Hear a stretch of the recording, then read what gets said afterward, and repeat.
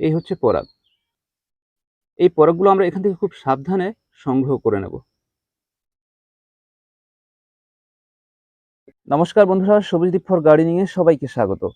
আশা করি আপনারা সবাই খুব ভালো আছেন এবং সুস্থ আছেন। বন্ধুরা, আজ আলোচনা করব অ্যাডিনিয়ামের বীজ আপনারা কিভাবে তৈরি করবেন। দেখুন, অ্যাডিনিয়ামের ফুল ফোটার পর মৌমাছি, প্রজাপতি, বিভিন্ন পোকামাকড়ের দ্বারা ইতর পরাগযোগ হয় এবং তার ফলে আমরা কিন্তু বীজ পাই। সেটা হচ্ছে প্রাকৃতিক নিয়মে। কিন্তু কিছু কিছু অ্যাডিনিয়ামের ক্ষেত্রে এই ইতর পরাগযোগটা কিন্তু হয় না। সেক্ষেত্রে হ্যান্ড পলিনেশন করতে হয়।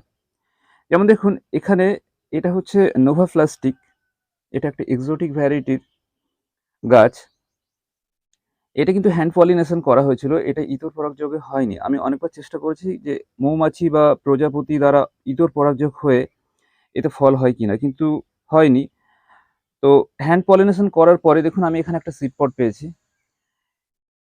একইভাবে অ্যারাবিকামের ক্ষেত্রেও কিন্তু হ্যান্ড পলিনেশন করার দরকার হয়। এছাড়া রুজি ভ্যারাইটির যেসব আমাদের অ্যাডিনিয়ামগুলো আছে, এর থেকে বীজ পেতে হলে কিন্তু আমাদের অবশ্যই হ্যান্ড পলিনেশন করতে হবে।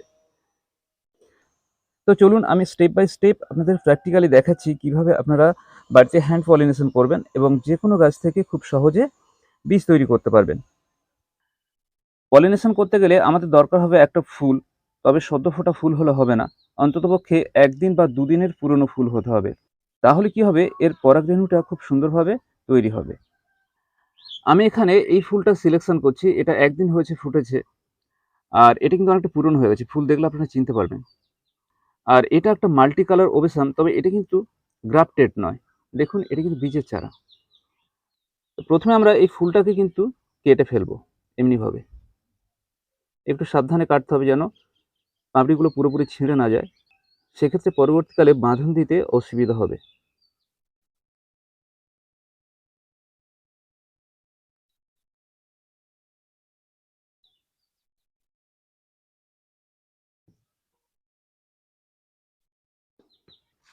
এবার আমাদের লাগবে একটা টুথপিকার বা কাঠি, যার আগাটা সূচল হবে আর কি। দেখুন, অ্যাডিনিয়ামের পরাগরেণু থাকে কিন্তু ভেতরে। হুম এর মধ্যে কিন্তু এর পরাগরেণুটা আছে। এটা খুব সাবধানে একটু ফাটিয়ে দিতে হবে।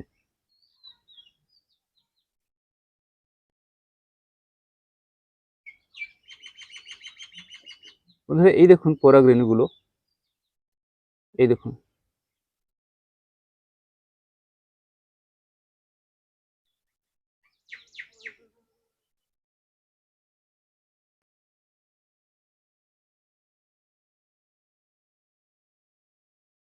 এই যে, এই হচ্ছে পরাগ। এই পরাগগুলো আমরা এখান থেকে খুব সাবধানে সংগ্রহ করে নেব।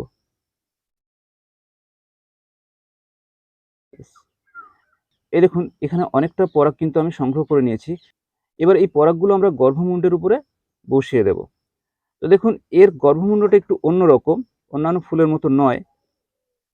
দেখাচ্ছি আপনাদেরকে। বন্ধুরা, এই ফুলের গর্ভমুণ্ড কিন্তু এইটা। এই দেখুন, এই সবুজ মতো দেখছেন, এই সবুজ মতো, এটা হচ্ছে গর্ভমুণ্ড। আমরা গর্ভমুণ্ডের উপরে কিন্তু পরাগটা দেব না, জাস্ট নিচে। গর্ভমুণ্ড উপরে, গর্ভমুণ্ড এখানে আছে, আমরা নিচের দিকে পরাগটা দিয়ে দেবো। দেখুন এইভাবে নিলাম, নিয়ে জাস্ট এখানে আমরা এই বসিয়ে দিচ্ছি।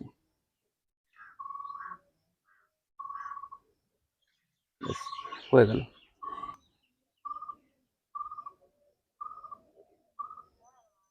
এই ফুলটা অনেক পুরনো, তবুও এটাতেও পলিনেশন করে দিচ্ছি। বন্ধুরা, এবার কি করব, এই ফুল দুটো এইভাবে মুড়ে আমরা বেঁধে দেব। হুম যাতে কোনো রকমের পোকামাকড় এই ফুল দুটোকে ডিস্টার্ব না করতে পারে বা ইতর পরাগযোগ যাতে না করতে পারে।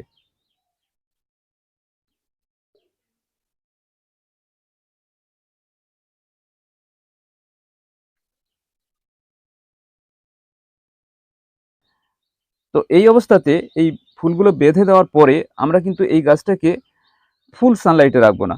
ঠিক আছে, একটু সেমি শেডে রেখে দেবো কয়েকটি দিনের জন্য।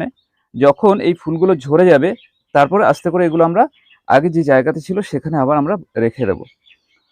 তো বন্ধুরা, কয়েকদিন পরে আপনারা কিন্তু এর থেকে সিড পট দেখতে পাবেন, যেমন এইটাতে হয়েছে। আরেকটা জিনিস দেখুন, এখানে আমি ওই একই ফুলের পরাগরেণু দিয়ে এই ফুলটাকে কিন্তু আমি নিষিক্ত করেছি। আবার কি আপনারা কিন্তু ক্রস পলিনেশনও করতে পারেন। হুম? অন্য একটা কালারের ফুলের সঙ্গে আরেকটা ভিন্ন কালারের ফুলের পরাগ মিলন করতে পারেন। তার ফলে যে গাছটা তৈরি হবে, নতুন যে চারা তৈরি হবে, তার যে ফুল হবে সেই ফুলের কালারটা কিন্তু সম্পূর্ণ পরিবর্তন হয়ে যাবে। নতুন কালার কিন্তু আপনি পাবেন। এইভাবে আপনারা ক্রস পলিনেশন করেও কিন্তু হাইব্রিড ফুল তৈরি করতে পারেন। হুম? বিভিন্ন কালারের ফুল তৈরি করে নিতে পারেন। বা আপনি ওবেসামের সাথে অ্যারাবিকামের কিন্তু ক্রস পলিনেশন করতে পারেন। তো এইভাবে আপনারা বাড়িতে ট্রাই করে দেখুন, অবশ্যই সাকসেস হবে। আর নতুন, নতুন কালারের ফুল কিন্তু আপনারা তৈরি করতে পারবেন। এছাড়া রোজি ভ্যারাইটিতেও কিন্তু আপনারা বীজ তৈরি করতে পারবেন। আমি গত বছর রোজি ভ্যারাইটিতে বেশ কিছু বীজ তৈরি করেছিলাম এইভাবে হ্যান্ড পলিনেশন করে। তার চারাগুলো কিন্তু এবছর যথেষ্ট বড় হয়ে গেছে। এগুলো সেই রোজি ভ্যারাইটির বীজ থেকে পাওয়া চারা। এগুলো কিন্তু দেখুন যথেষ্ট বড় হয়ে গেছে। আশা করছি আগামী বছর এর থেকে আমি ফুল পাবো।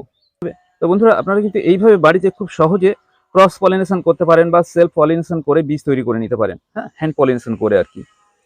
এবং হচ্ছে আপনারা আপনাদের ইচ্ছা খুশি মতো পরীক্ষা নিরীক্ষা চালিয়ে বিভিন্ন কালারের ফুলও তৈরি করে নিতে পারেন। তো এই ছিল আজকের ছোট্ট এপিসোড। আশা করি আপনারা বুঝতে পেরেছেন। যদি কোনো রকমের অসুবিধা হয় তাহলে অবশ্যই কমেন্ট করবেন, কেমন?